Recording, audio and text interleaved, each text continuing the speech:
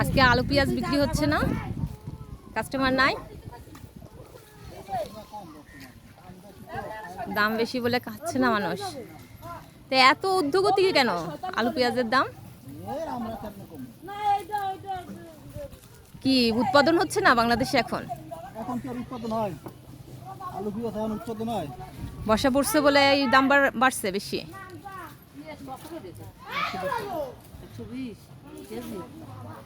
বাড়িওয়ালারা বার হয় নাই আজকে কিনতে?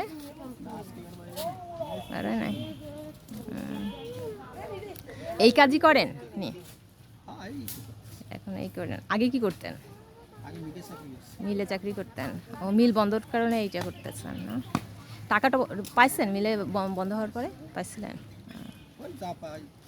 তাই দিয়ে চলে, এখন ব্যবসা করে চলতেছে এটা।